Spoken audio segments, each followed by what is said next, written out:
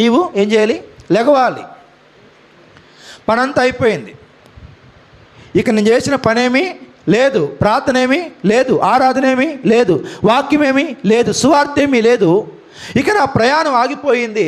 ఇక నేనే పని చేసే పని లేదు అనుకుంటుంటే, దేవుని బిడ్డలారా, దేవదూత చెప్తుంది కదా, నీ శక్తికి మించిన ప్రయాణం సిద్ధంగా ఉంది. హల్లెలూయా, హల్లెలూయా. శక్తికి మించిన ప్రయాణం ఇచ్చేవాడు మన దేవుడు.